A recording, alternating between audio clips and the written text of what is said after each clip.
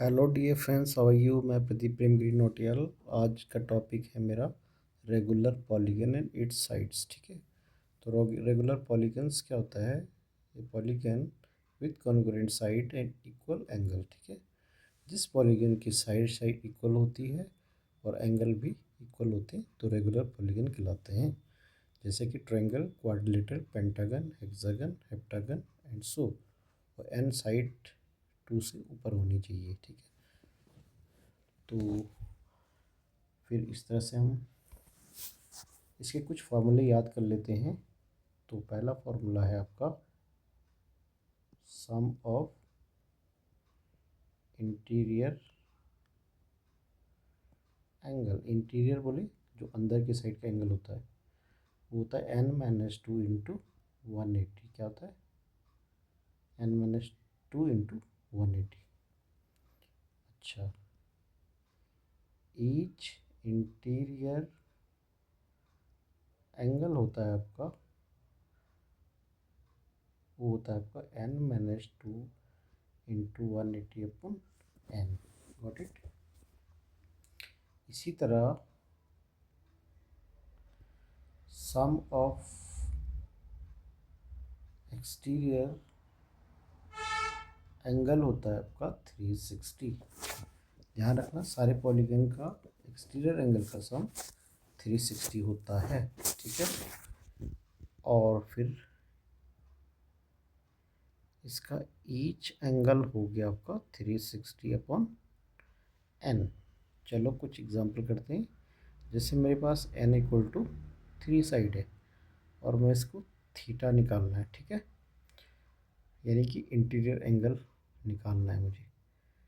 तो इनका जो सम होगा, सम ऑफ इंटीरियर एंगल होगा आपका 3 - 2 इंटू 180 यानी कि 180।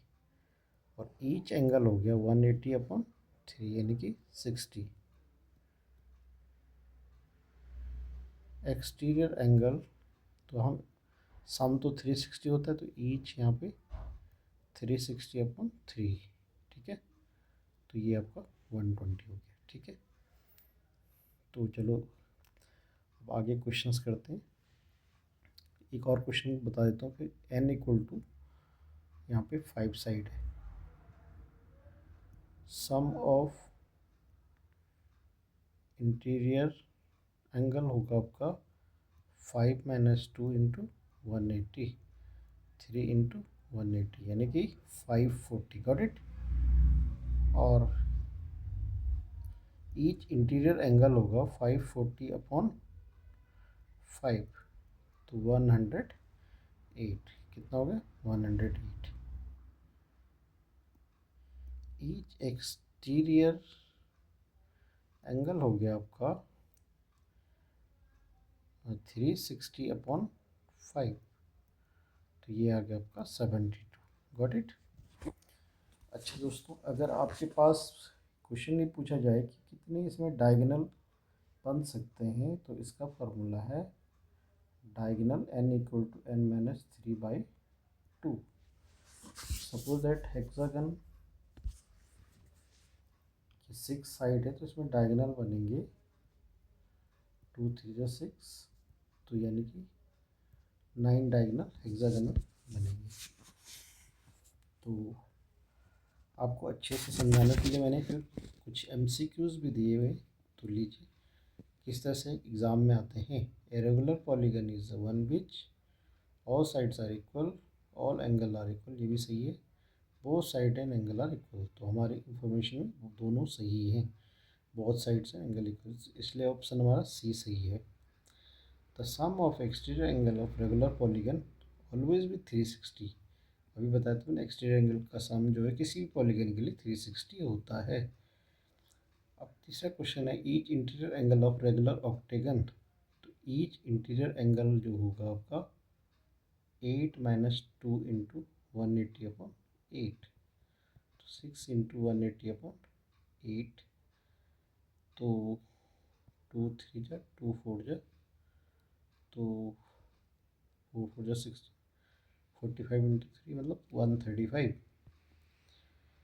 अच्छा, each exterior angle of regular polygon is 30, the number of side. तो एक्सटीरियर एंगल होता है 360 बाई एन, तो थीटा एन इक्वल टू हो गया 360 बाई थीटा, तो ये 12 आ रहा है, ठीक है। The number of diagonal of regular hexagon, जो कि मैंने अभी निकाला था, n into n minus 3 by 2, 6 into 6 minus 3 by 2, 2 3 से 6, 3 3 से 9, यानी कि 9 होगा।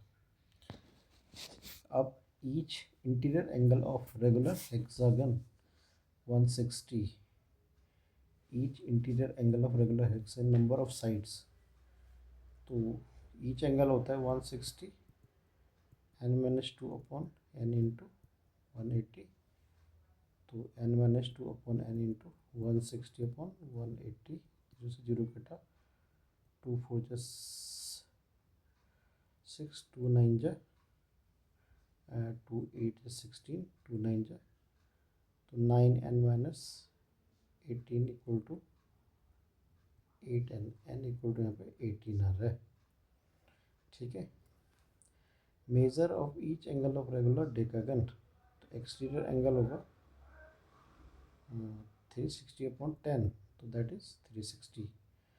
How many sides of regular polygon have the sum of it interior angle 140, तो हमें साइड निकालनी, एन माइनस 2 इंटू 180 होता है 14, 40 एन माइनस 2 होता है 14, 40 अपॉन 180, 18 8 जब होते हैं 144, तो एन इक्वल टू 10 हो गया 40।